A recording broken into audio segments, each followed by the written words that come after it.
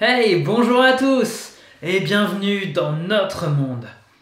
Après vous avoir fait découvrir la Transnistrie et le Somaliland, aujourd'hui on continue notre série sur les pays qui n'existent pas et on va partir ensemble au Caucase découvrir l'Ossétie du Sud et l'Abkhazie.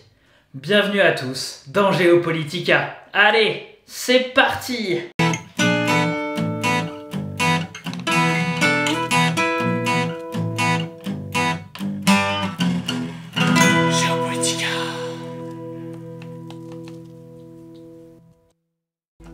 Dans l'épisode d'aujourd'hui, nous allons pas parler d'un seul pays, mais bien de deux pays, à savoir l'Ossétie du Sud et l'Abkhazie. En effet, ces deux pays sont très liés d'un point de vue historique et sont aussi très proches géographiquement. Ce qui me permet donc de commencer par notre première section, à savoir la géographie.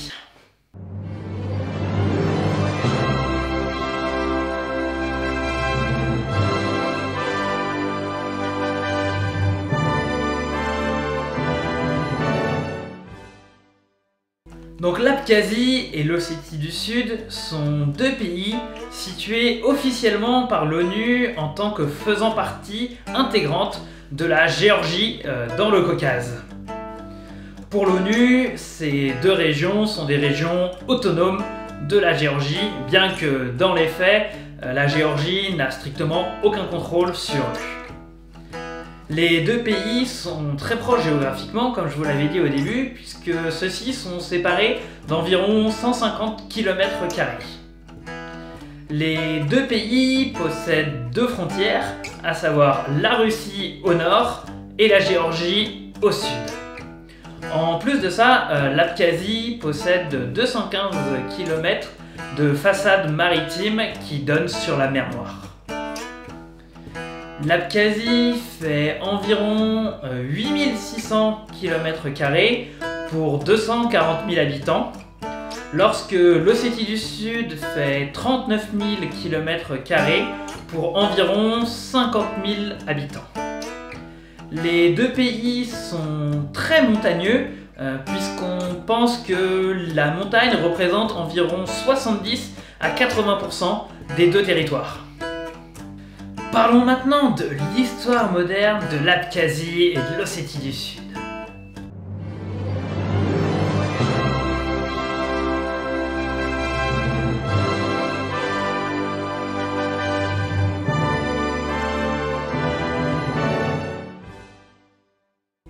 Je vais donc d'abord commencer par l'histoire moderne de l'Abkhazie, et pour ça, on va d'abord repartir au début du 19e siècle. En effet, en 1829, les princes abkhazes qui en avaient marre de l'ajout turc sur leur territoire demandent à la Russie d'intervenir et d'être intégrés au royaume de Russie. Néanmoins, de 1829 à 1842, la Russie va s'emparer graduellement du territoire, mais sans en avoir un réel contrôle. C'est réellement qu'à partir de 1864, que l'Abkhazie est officiellement absorbée par la région de la Géorgie, qui elle-même était déjà russe depuis 1810. Néanmoins, en 1900, la population abkhaze reste très minoritaire dans l'Abkhazie, puisque cette population ne représente que 14% des habitants, lorsque dans le même temps, les Géorgiens représentent près de 44%. Profitant de la révolution russe en 1917, la Géorgie proclame son indépendance. Alors rappelez-vous, à cette époque-là, l'Abkhazie faisait partie de la Géorgie. Donc ainsi, en 1917, l'Abkhazie se retrouve indépendante de la Russie et intégrée à la Géorgie. Néanmoins, la Géorgie sera reprise par l'armée rouge en 1921. Et de 1921 jusqu'à 1953, Staline, qui lui-même est d'origine géorgienne, va faire de l'Abkhazie une république socialiste soviétique autonome, rattachée à la République socialiste soviétique de Géorgie, elle-même rattachée à l'Union des républiques socialistes soviétiques. Ouais, c'est un peu le bordel quand même, hein. Staline va avoir à cœur de géorgifier la région et ainsi va fermer les écoles en abkhaze, va interdire l'utilisation de la langue abkhaze et son écriture et remettre l'alphabet géorgien au goût du jour. Néanmoins, après la mort de Staline en 1953, les autorités de l'URSS vont avoir l'action tout à fait inverse. En Abkhazie, ils vont remettre l'alphabet précédent, encourager la langue, permettre l'ouverture de télévision et de radio en Abkhaze et favoriser cette population. À la fin des années 1980, les dirigeants de l'URSS comprennent qu'un vent de liberté et d'indépendance souffle de plus en plus sur ces républiques socialistes soviétiques. Ainsi, il va leur venir une idée afin d'éviter l'implosion de l'URSS. Et c'est une idée vieille comme le monde, diviser pour mieux régner. Ainsi, pour parvenir à leur fin, les dirigeants de l'URSS vont grandement favoriser des minorités locales au sein de leur république socialiste soviétique. Donc dans notre cas, c'est en Abkhazie et en Ossétie du Sud par rapport à la Géorgie, mais cela aussi a été le cas avec d'autres pays, comme par exemple la Transnistrie par rapport à la Moldavie, la Crimée par rapport à l'Ukraine, ou encore le Haut-Karabakh par rapport à l'Azerbaïdjan. Néanmoins, la République socialiste soviétique n'a pas résisté à l'implosion et en 1991, toutes ces républiques socialistes soviétiques sont finalement devenues indépendantes. Néanmoins, les tensions que cette politique a créées entre les minorités locales et les républiques, elles sont restées et elles sont encore toujours aujourd'hui visibles, ce qui va expliquer la suite de notre histoire. Le tournant majeur de l'histoire de l'Abkhazie va se produire le 19 avril 1991. En effet, c'est à cette date que la Géorgie proclame son indépendance par rapport à l'Union des républiques socialistes soviétiques. Or, une fois son indépendance déclarée et reconnue par l'ONU, les dirigeants de cette nouvelle république géorgienne vont adopter une liste nationaliste et centralisée très forte. Ainsi, le 21 février 1992, ils décident de laisser tomber la constitution socialiste qu'ils utilisaient précédemment pour revenir à la constitution de la République de Géorgie qui avait été instaurée en 1920 lors de sa première indépendance. Pour le peuple abkhaze, cette remise en cause de la Constitution est une révocation pour eux de l'autonomie qu'ils avaient auparavant. Ainsi, le 23 juillet 1992, les dirigeants abkhazes décident de faire sécession et déclarent unilatéralement leur indépendance, bien que celle-ci ne soit reconnue par aucun pays dans le monde.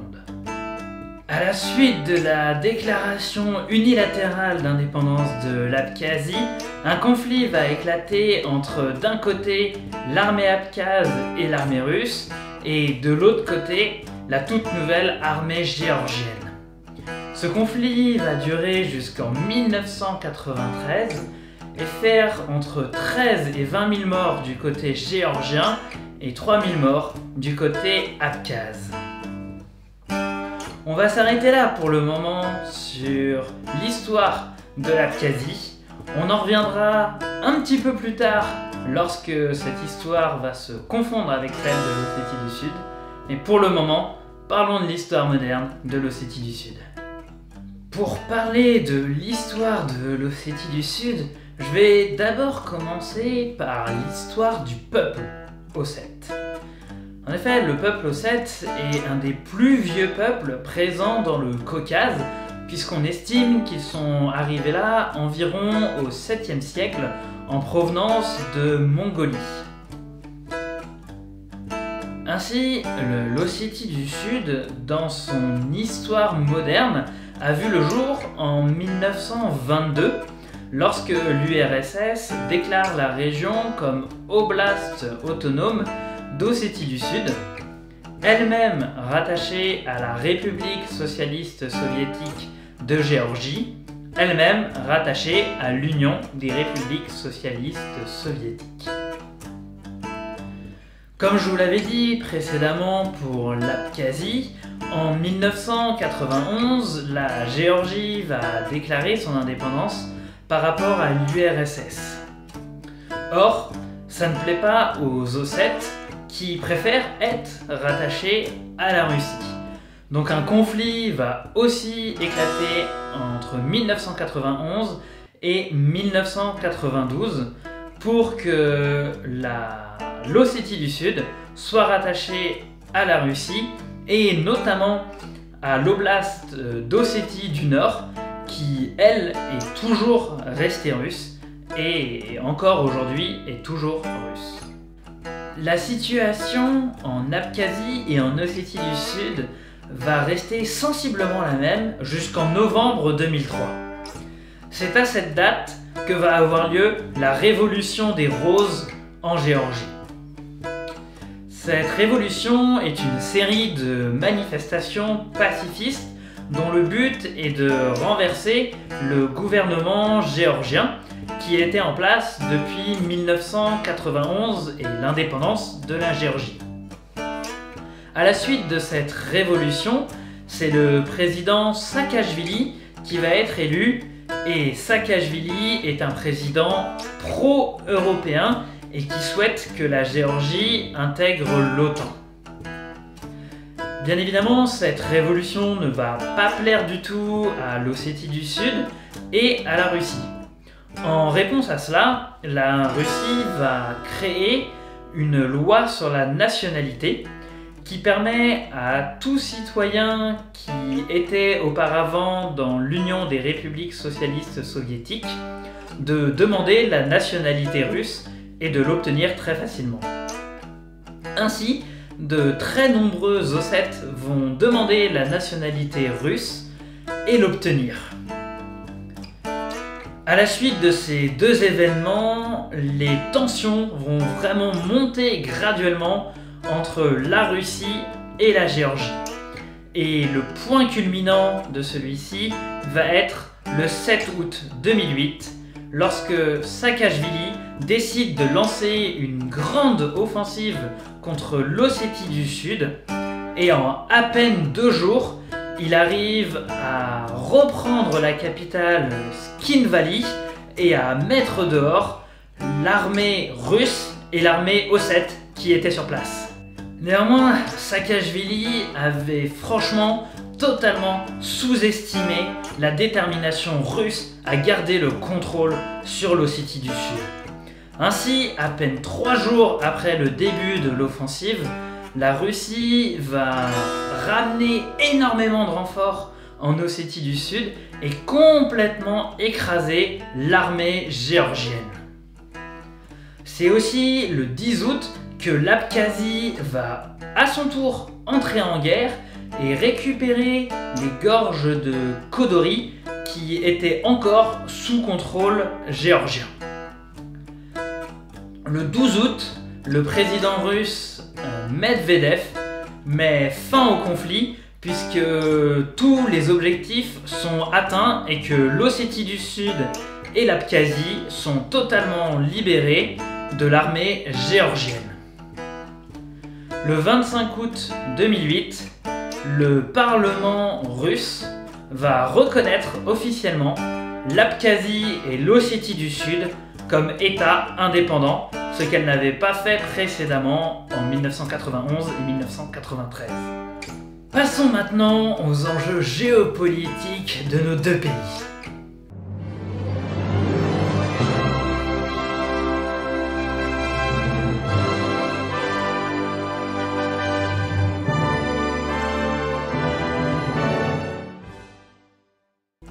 Alors aujourd'hui, l'Ossétie et l'Abkhazie du Sud sont reconnus officiellement par 5 pays membres de l'ONU, à savoir le Venezuela, Nauru, oui, comme vous, j'avais jamais entendu parler de Nauru avant cette vidéo, c'est un petit pays dans le Pacifique, la Syrie, la Russie et le Nicaragua.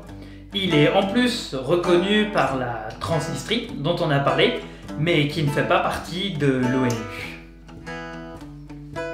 La principale question géopolitique qu'on peut se poser par rapport à ces deux pays, c'est pourquoi est-ce que la Russie soutient tellement l'Ossétie du Sud et l'Abkhazie? En effet, ces deux pays, ils n'ont pas vraiment beaucoup d'industrie, ils n'ont pas beaucoup de ressources naturelles, ils ne représentent pas vraiment d'intérêt pour la Russie. Et puis c'est même plutôt l'inverse, puisque les économies de ces pays dépendent totalement de la Russie. Ainsi, le budget de l'Abkhazie dépend à 70% de la Russie, et le budget de l'Ossétie du Sud dépend à 60% de la Russie. Ce qui est quand même vraiment énorme. On peut donc légitimement se poser la question: quel est l'enjeu géopolitique de ces deux pays pour la Russie? La réponse à cette question va être exactement la même que dans le cas de la Transnistrie. La Russie a besoin de soutenir l'Abkhazie et l'Ossétie du Sud pour éviter un encerclement de l'OTAN. En effet, comme je vous l'avais dit, en 2003, Saakashvili est devenu président de la Géorgie. Or, il a demandé officiellement l'adhésion de la Géorgie à l'OTAN. Or, la Russie, c'est inacceptable pour elle d'avoir un 4e pays à ses frontières qui fasse partie de l'OTAN. En effet, il y a déjà aujourd'hui la Norvège, l'Estonie et la Lettonie qui sont à ses frontières et qui font tous les 3 partie de l'OTAN, et la Russie fera tout pour éviter qu'un 4e pays vienne encore à ses frontières. Bon, c'est sûr que Saakashvili, de par son élection qu'il a eue et de par le soutien américain et de l'Union européenne qu'il a eu, a pensé que très facilement il pourrait repousser les Russes en dehors de l'Ossétie du Sud et de l'Abkhazie. Mais il n'avait vraiment pas anticipé le besoin géopolitique trop important pour la Russie pour que celle-ci laisse ces deux territoires entre les mains de la Géorgie et donc de l'OTAN. On peut aussi se poser une dernière petite question. L'Ossétie du Sud et l'Abkhazie ont tous les deux fait la demande, suite à leur déclaration d'indépendance, de rattachement officiel à la Russie. Or, la Russie ne veut pas. Ce qui peut paraître assez étonnant. Du coup, on pourrait se dire, eh bien, la Russie pourrait les attacher directement à eux, et comme ça, être sûr que la Géorgie ne viendra plus du tout dans ces territoires. Mais en fait, quand on y réfléchit, la Russie a tout intérêt à ce que la situation soit gelée, à ce qu'elle déclare l'indépendance de ces pays sans que les autres pays de l'OTAN ne le reconnaissent. C'est une zone grise qui lui est plutôt favorable. En effet, réfléchissons un tout petit peu. Si demain la Russie déclare que l'Abkhazie et l'Ossétie du Sud font partie de la Russie et le reconnaît officiellement, imaginons. Eh bien, imaginons pourquoi pas que, en représailles, la Géorgie va dire « Ok, on reconnaît l'Ossétie du Sud et l'Abkhazie, ça fait partie de la Russie maintenant. Mais du coup, nous, en contrepartie, eh ben, on fait partie de l'OTAN et on installe des forces américaines à la frontière russe. Et ça, la Russie, elle en veut pas du tout. Alors que, si on reste dans la zone grise telle qu'elle est aujourd'hui, vous pensez vraiment que l'OTAN va accepter que la Géorgie fasse partie de son organisation, alors même que dans certaines régions de la Géorgie qui est officiellement reconnue, il y a des troupes russes? Ce serait complètement incohérent. C'est juste pas possible. Donc, pour la Russie, eh ben, ça fonctionne bien comme ça. C'est une zone grise, ils aident les pays et ça permet à la Géorgie de ne pas adhérer à l'OTAN et probablement de ne pouvoir jamais faire aussi partie de l'Union européenne. Merci à tous d'avoir regardé cette vidéo, j'espère que vous avez pu en apprendre plus sur ces pays que sont l'Abkhazie et l'Ossétie du Sud. Pour la prochaine vidéo, on va partir au Sahara occidental, qui est l'une des seules régions au monde que l'ONU reconnaît comme appartenant à personne. Eh ouais, vous le sentez venir, hein, le bordel là. Allez, merci à tous, ciao!